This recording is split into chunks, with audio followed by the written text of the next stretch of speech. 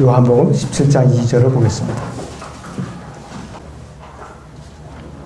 아버지께서 아들에게 모든 육체 위에 권세를 주신 것은 아들에게 주신 모든 사람에게 영생을 주게 하려 하심이니이다 그랬습니다. 오전에 주제는 좀 깁니다. 아들에게 모든 육체 위에 권세를 주신 목적입니다. 아들에게 모든 육체 위에 권세를 주신 목적. 겟세마네 동산에서 이 마태복음, 요한복음 14장에서 17장까지는 겟세마네 동산의 기도라고 그러죠. 겟세마네 동산에서 고뇌에 찬 이 기도를 하고 계시는 예수님께서는 자신의 아버지 하나님에 의해서 영화롭게 되시고 또 아들의 영광을 통해서 아버지께서 영화롭게 될 수 있는 위대한 사역의 조건들을 하나하나 죽으심을 앞두고 짚어나가고 계세요.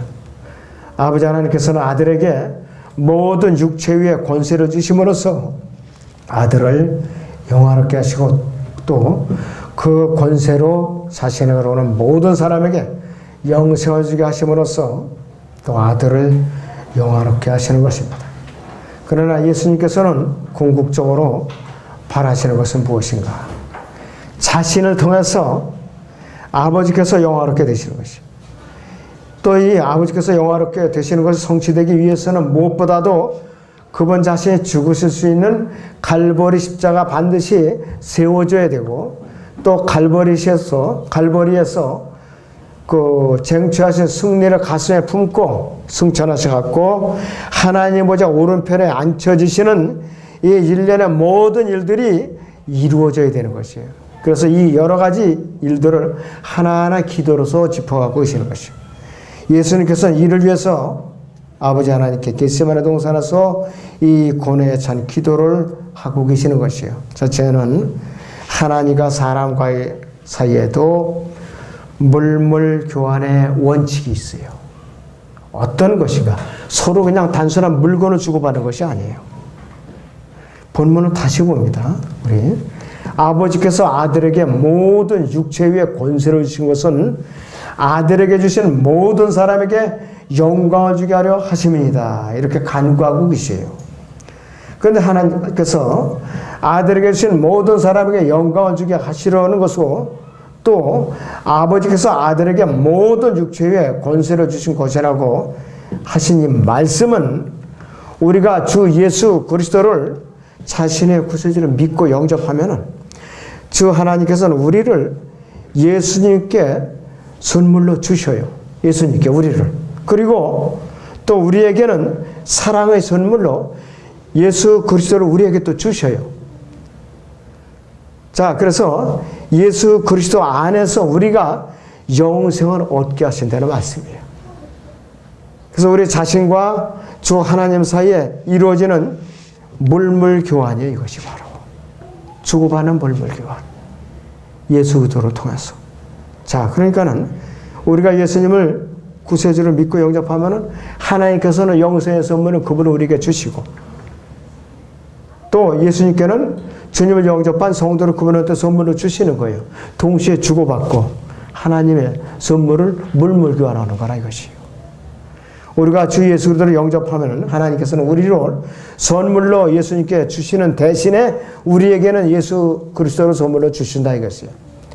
자, 그래서 저나 여러분이나 또 예수님께서나 모두 여기서 다 같이 하나님께서 요긴하게 주고받는 소중한 선물을 표현할 수가 있는 것이에요. 여러분들은 이런 사실이 역사적으로 있었기 때문에 지금 영원한 생명이 있고 하나님의 자녀로서 그분의 공동상자로서 또 그분의 생명체 이름이 기록되어 있는 것이에요. 또 그분과 함께 통치에 참여할 수 있는 그 기회를 부여받은 분들이에요. 얼마나 복받은 분들이에요. 어제도 제가 주례 선제 말씀을 이제 선포했지만은 예식장에서 수많은 남녀가 결혼식을 올려요. 그 중에 구원을 받고 하나님의 자녀로서 확실하게 이런 개념을 아는 상태에서 결혼식에 참여하는 남녀가 몇 명이나 되느냐 이거예요. 거의 없어요. 제가 보기에는 거의 없어요. 오죽했으면 제가 두 형제자매를 앞세워놓고 회중들 앞에서 하나님의 작품이라고 공개적으로 공표를 했겠느냐 이것이에요. 확실하게 하나님의 작품이에요, 두 분. 자, 그렇기 때문에 누구보다도 더 소중한 그 부부라 이것이에요. 우리가 하나님께서 예수님께서 주신 그 수시로는 선물이 되려면은 먼저 예수 그리스도를 구세주로 믿고 영접하지 않으면 안 된다. 이거 조건이에요. 첫째 조건이에요. 그래야만 하나님께서는 우리를 선물로 예수님께 주실 수가 있는 것이에요. 그 대신 우리가 예수 그리스도를 선물로 주시게 되는 것이에요. 그 결과 우리가 얻는 것은 무엇인가? 예수 그리스도 안에서 영원한 생명을 누릴 수가 있고 영원한 통치에 참여할 수 있고 또 우리는 영원 세상에 나서 우주를 가득가득 채우는 일꾼으로 쓰임받는 거예요. 그분이 머리시고 우리는 머리를 몸으로서 그 광활한 우주 공간에 수많은 그 태양계, 은하계를 다 채우면서 나가려면 얼마나 많은 세월이 흘러야겠느냐. 우주가 불타서 정화되고 나서 그때부터 이 우주가 이제 시작되는 거예요. 유년기가 시작이에요. 이제부터. 그때부터. 세상에서는 우리가 100년을 버티지 못하고 먹고 살기 위해서 그냥 싸우고 죽이고 살리고 이러지만은 우리가 영원으로 가면 그때부터 우리 삶의 진짜 시작이라니까요. 그러니까 여러분들은 소중한 존재예요. 너무나도 소중한 존재라 이것이. 누누이 말씀드리지만은 한 개의 태양계 안에 1000억 개 이상의 별이 있고 또 이 우주 공간 안에 이 많은 또 태양계가 있다고 그래요. 그런데 이 한 개의 은하계에는 많은 또 태양계가 있다 이것이. 그런데 우주 공간 안에 그런 은하계가 몇 개나 작아지 100만 개 이상이라고 그래요. 그 중에 하나가 지구라는데 이 지구에서 서로 물고 뜯고 그냥 교회 안에서도 서로 그냥 으르렁대고 그러는 것이 좀만 더 깊이 생각하고 성경을 조금 숨을 돌려가면서 바라볼 수 있다면은 그런 생각을 접어요. 아, 내가 이래서는 안 되겠구나. 내가 이렇게 시간을 보내서는 안 되겠구나. 그래서 깨닫게 된다 이거였어요. 그러면 다툼에 저절로 수그러들게 돼 있어요. 다툼이라는 것이. 이러한 목적으로 아버지 하나님께서는 아들을 하나님이신 예수님께 모든 육체를 심판할 수 있는 권세를 주신 거예요. 그런 목적으로. 두 번째는 모든 육체 위에 이 말의 의미가 뭐냐 이것이에요. 1차적으로는 모든 인간 위에 군림하는 지배권을 의미하지만은 궁극적으로는 모든 피조물 위에 군림하는 권세를 말하는 것이에요. 피조세계 모든 동물을 말하는 것이에요. 그래서 성경대로 죽으시고 장사되셨다가 성경대로 삶 안에 부활하시고 40일 동안 이 세상에서 활동하시다가 승천하신 예수님께서 지금 어떤 권세를 갖고 계시는가. 베드로전서 3장을 보겠습니다. 22절을 같이 봅니다. 베드로전서 3장 22절을 봅니다.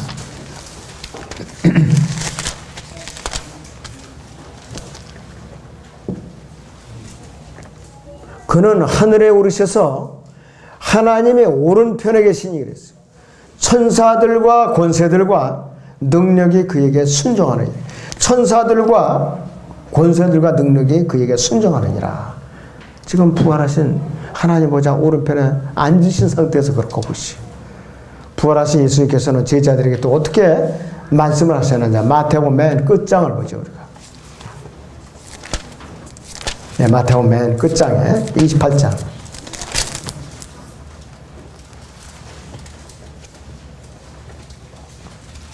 18절에 그 후에 예수께서 그들에게 오셔서 일러 말씀하시기를 하늘과 땅에 있는 모든 권세를 나에게 주셨도다 그랬어요. 그럼 모든 육체의 권세를 주신 목적이 뭐냐? 아담으로 타락해서 태어난 모든 사람들에게 영원한 생명을 주실 그러한 권세를 받으신 거예요. 조건은 뭐냐? 그분을 영접해서 마음으로 영접해 드리는 사람에게 영생을 주시는 거예요. 그리고 그분께 현재 어떤 위치에 있는가? 모든 정사와 권세에 머리 있어요. 골로새 2장 10절입니다. 모든 정사와 권세에 머리이신 분이라 이것이. 그럴 때는 그분께서는 심판의 권한을 갖고 계신 분이에요. 요한복음 12장 48절을 잠깐 보죠. 나를 거절하고 그랬어요. 나를 거절하고 내 말들을 받아들이지 아니하는 자는 그랬어요. 그를 심판할 리가 있으니 곧 내가 말한 그 말이 그를 마지막 날에 심판하리라 그랬어요. 예수님께서 심판하지 않으신다는 이 말씀은 뭐냐? 지금 심판하지 않는다는 말씀이지 앞으로도 심판하지 않는다 이런 말씀이 아니에요.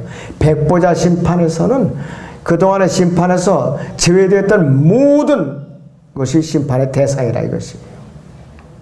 요한복음 3장 18절 같은 맥락에 예수 그리스도를 거부했던 자들 같은 그런 자들이라 이것이. 초림 때에는 이 세상을 구원하러 오셨어요. 앞으로 재림 때에는 심판하러 오신다 이것이. 하나님께서 인간의 몸을 입고 이 땅에 오셔서 7단계를 나셨어요. 고난을 받으시고 죽으신 것 뭐냐? 세상으로부터 세상 죄인들은 모두 구원하시기 위해서 베푸시는 하나님의 무한한 은혜였다 이것이. 예수님께서 재림하실 때는 초림 때와는 상황이 전혀 달라요. 전혀 다르다 이것이. 다시 오실 때는 세상을 구원하러 오시는 것이 아니라 혹독하게 심판하러 오신다 이것이.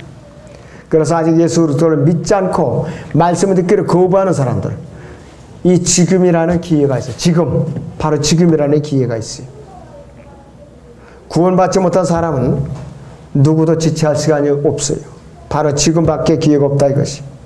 그분을 믿고 개인의 구조를 영접하면은 또 반대로 결단을 내리지 못하면 우물쭈물하다가는 3가지 위험이 닥쳐요. 첫째는 어떤 위험이냐? 그분을 구주로 미처 영접하지 않은 채 눈 깜짝하는 순간에 내가 숨이 끊어져 죽어버릴 수가 있죠. 그럼 바로 지옥 가는 거예요. 그다음 두 번째 위험은 뭐냐? 죽지는 않았지만은 예수님께서 갑자기 오시는 그 순간에 그분을 믿고 은혜로 값없이 구원받을 수 있는 그 기회를 영원히 놓쳐버릴 수 있는 가능성이 있다. 세 번째 위험은 뭐냐? 적그리스도가 나타나게 되면 어쩔 수 없이 그를 얼떨결에 영접해야 되는 위험성이 있다 이것이. 이 3가지 가능성이 있어요. 예수님께서도 이걸 미리 내다보고 예언을 해놓으셨어요. 이스라엘 백성을 향해서.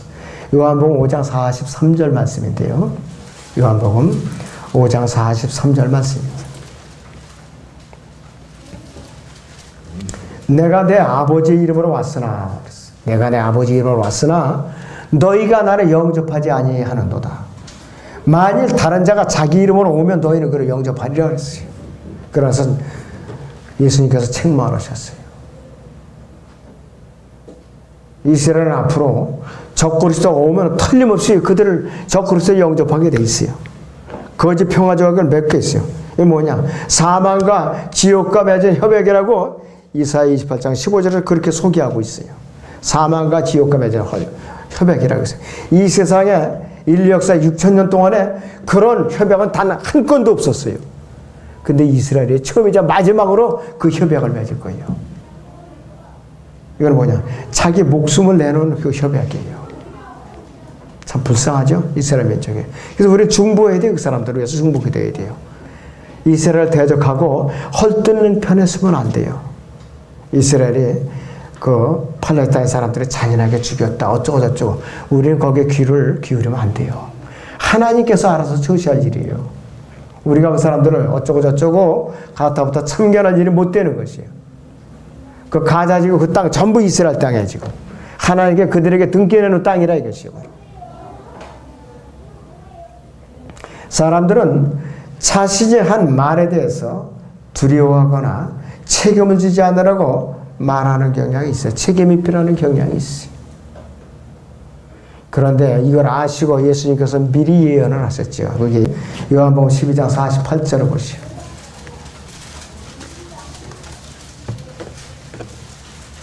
요한복음 12장 48절에 나를 거절하고 내 말들을 받아들이지 아니하는 자는 그를 심판할 이가 있으니 곧 내가 말한 그 말이 그를 마지막 날에 심판하리라고 했어요. 사람들은 그래서 말을 함부로 막 한다. 자기가 한 말에 대해 결과에 대해서도 전혀 생각하지 않고 아무런 두려움에서 함부로 말을 꺼내고 비난하고 시기하고 욕설을 퍼붓고 독설을 퍼붓고 모함해요. 대수롭지 않게 생각해요. 하나님 앞에 계속 죄를 짓는데도 아무런 두려움을 갖지 못하는 것이, 이 구원받은 그리스도인들조차도 그리스도의 심판상 앞에 서게 되면은 자신이 구원받은 이후에 모든 언행에 대해서 하나님 주님께서 존엄하게 심판하셔. 불러 다 태워요. 일일이 다 태워봐요. 그래가지고 금은 보석으로 남는 것만 자기가 건져가져요. 나머지는 다 태워버린다 이것이. 로마서 14장 보면 우리가 과연 피해갈 수 있는 길이 있는가 한번 보세요. 로마서 14장 10절에서 12절을 보겠습니다.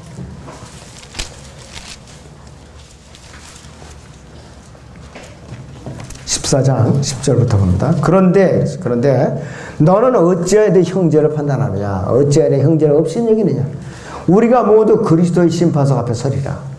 이는 기록된 바 주가 말하는 내가 살아 있으니 모든 무릎이 내게 꿇을 것이요 모든 혀가 하나님께 자박하리라고 하였습니다. 그러므로 우리 각 사람이 하나님께 자신에 관해 설명하리라 그랬어요. 설명하리라. 구원받은 이 모든 행적에 대해서 설명을 해야 된다 이것이. 이 말씀이 자기의 피부에 와서 닿는 사람은 두려워요. 정신이 바짝 들어요. 후덥지건 이 복중에도 등이 오싹하다 이거예요. 아휴 정신 차려야지 하고. 이런 자세로 내가 살면은 큰 죄 안 짓고 살 수가 있어요. 구원받지 못한 죄인들은 백보자 심판상 앞에 서서 일일이 자신의 언행에 대해서 준엄한 심판주이신 예수 그리스도 앞에서 설명을 해야 되고, 예수님께서는 그분의 그 기록된 말씀대로 행위대로 그들을 심판하고 영원히 꺼지지 않은 불못에다 던진다. 이거 불못에다가. 이 불못은 우주가 정화되었고 우주에 오는 밑바닥에다 만들어 놓은 거대한 불못이에요. 여러분, 지옥은 지구의 심장부의 일부분에 지나지 않잖아요. 그런데 이 불못은 우주 공간의 어느 밑바닥이니까 엄청나게 큰 공간이에요. 또 지구보다 비교도 안 되는 엄청나게 큰 그러한 불못이라는 공간에다가 던져버리니까, 물론 운동장은 넓어졌어요. 가서 그 고통이 얼마나 심하겠느냐. 고통이 얼마나 심하겠느냐 이것이. 자, 그래서 그런 분들을 생각한다면은 자기가 안타까워하는 일가 친척들 생각나면은 복음 전해야 돼요. 또 친척들 복음 전해야 돼. 친구들 복음 전해야 돼. 직장 동료들 복음 전해야 된다 이것이. 자, 그래서 말 한마디 한마디가 얼마나 신중해야 되고 두렵고 떨리는가. 말씀을 통해서 우리가 교훈을 받는 거예요. 말씀을 통해서. 누구든지 예수 그리스도의 말씀을 받아들이지 않으면 그 말이 그 사람을 마지막에 심판한다 그러는데, 그 말은 무엇이냐 이것이. 내가 한 그 말이라고 그러는데 그 말은 하나님이신 예수 그리스도께서 하신 그 말이라고 그래요. 그 말. 그래서 그가 한 말은 하나님이신 그분께서 하신 그 말은 뭐냐 했어요. 바로 기록된 이 시대의 성경을 말하는 것이에요. 이 시대의 성경을 말하는 것이에요. 예수 그리스도를 거부하고 거절하고 그분의 말씀들을 받아들이지 않으면 기록된 성경이 심판한다는 의미입니다.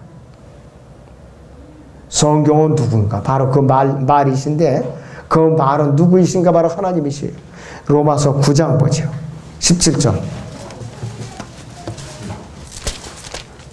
로마서 9장 17절 상반절을 봅니다. 그렇다면, 그래서 17절, 성경이 바로에게 말하기를 그랬어. 성경이. 이건 뭐냐? 하나님께서 바로에게 말씀하시기를 이 말이라 이거예요. 갈라디아서 3장 8절에도 볼까요? 갈라디아서 3장 8절을 봅니다. 성경은 하나님께서 이방인들을 믿음으로 말미암아 의롭게 하실 것을 미리 보고 먼저 아브라함에게 복음을 전파하기를 그랬어요. 성경은, 그래서 이 성경이 아브라함에게 복음을 전파했다는데 이건 뭐냐? 하나님께서 아브라함에게 복음을 전파하신 것을 가르쳐 바로 여기서 하나님 대신에 이제 전하신 건데, 이 의미를 다시 풀어서 말씀드리면 뭐냐. 성경에 아브라함에게 이제 복음을 전한 것이 하나님께서 아브라함에게 복음을 전파하신 사실을 가르친다는 말이에요. 그래서 이 성경은 책 그 자체를 말하는 것이 아니에요. 성경은 뭐냐, 그 책 안에, 이 책 안에 담겨있는 말씀, 그 말을 바로 말할 것이에요. 그냥 이 종에다 기록된 글자가 아니라 이거예요. 바로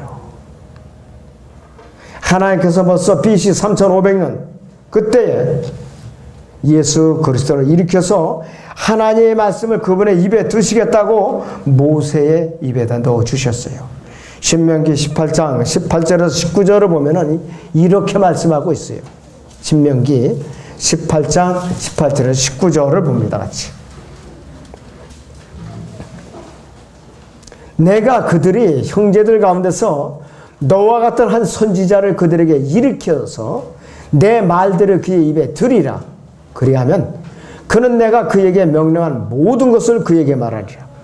그가 내 이름으로 말한 내 말들에 경청하지 않는 자는 누구라도 내가 그에게 그것을 요구하리라 그랬어요.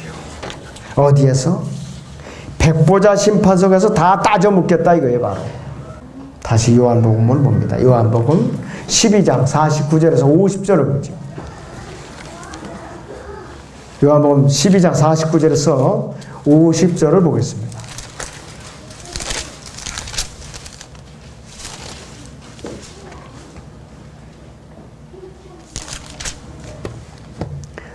이는 내가 스스로 말한 것이 아니고 나를 보내신 아버지 것을 내가 말할 것과 이럴 것을 명하시니 나는 그분의 계명에 영생이므라. 그러므로 내가 말하는 것은 무엇이나 아버지께서 나에게 말씀하신 것을 그대로 이루는 것이라고 하시더라. 이렇게 예수님께서는 하나님의 말씀이 계명이라고 증거하고 있어요. 그 하나님의 말씀은 선택의 여지가 없이 복종을 하지 않고는 안 돼요. 복종으로만 되는 거라 이것이. 예수님께서는 마태복음 22장 37절부터 봅니다. 마태복음 22장 37절 39절을 보겠습니다. 같이. 예수께서 그에게 말씀하시기를 너는 네 마음을 다하고 혼을 다하고 생각을 다하여 주 너의 하나님을 사랑하라. 이것이 첫째며 큰 계명이니라. 둘째는 이와 같은 네 자신을 네 자신과 같이 사랑하라 그랬습니다.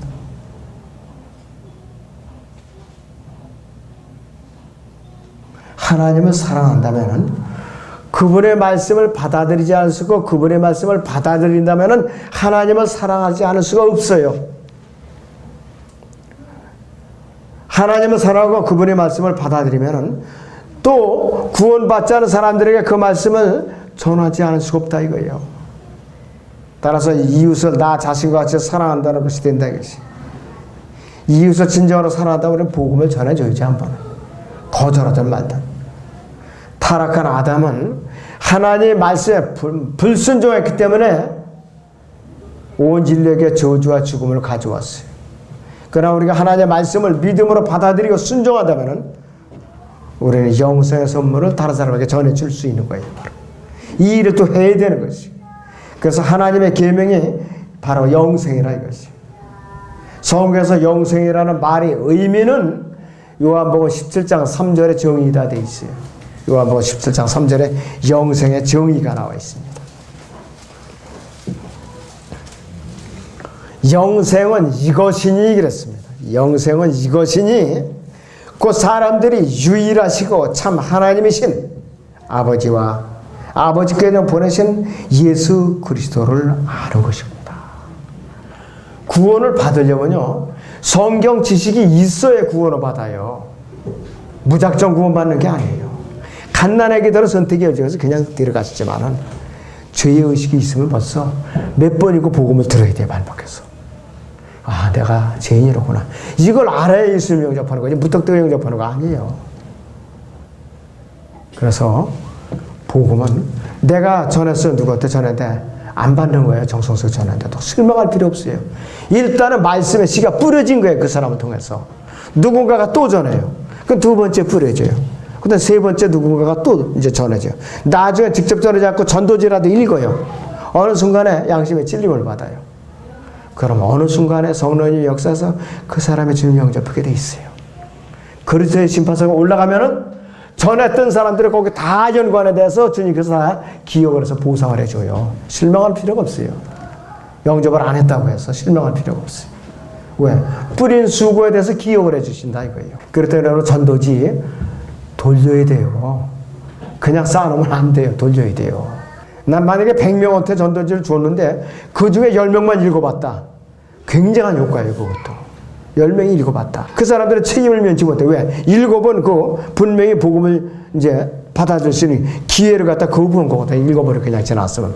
아예 안 받은 사람하고 다른 거예요. 그걸 여러분들이 마음에 품고 오셔야 돼요.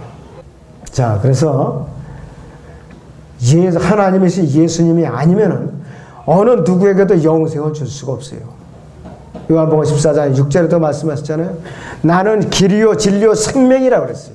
나는 길이요 진리요 생명이라. 나로 말미암지 않고는 아무도 내게로 올 자가 없다고 말씀하고 있다고 그랬어요. 나로 말미암지 않고. 그리고 사도행전 4장 12절에서도 이는 하늘 아래에서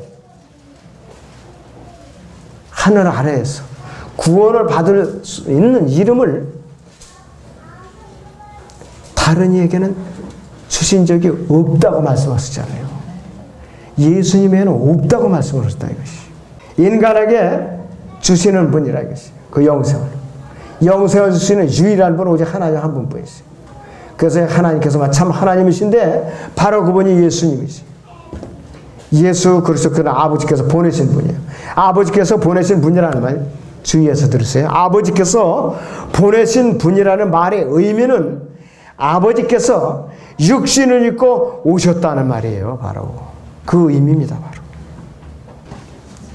자, 그래서 성령께서 갈라디아서 4장 4절에서 바울의 입을 통해서 뭐라고 말씀하십니까? 그 때가 차니 하나님께서 자기 아들을 보내시어 여자에게서 나게 하시고 율법 아래 나게 하신 것은 그랬어요. 율법 아래 있는 자들을 구속하셔서 우리로 아들이신 분을 얻게 하려 하심이라 이렇게 말씀을 하고 있어요.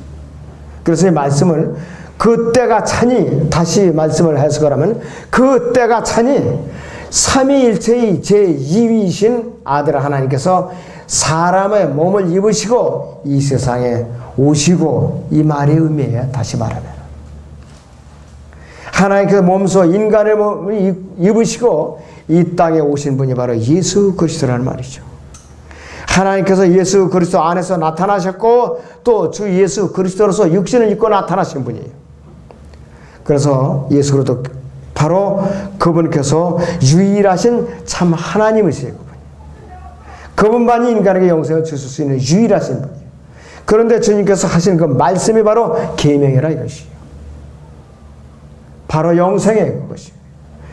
그분께서 말씀하신 계명이 그리스도의 심판석에서나 백보자 심판석에서나 모두 판단하시고 심판하실 것이에요.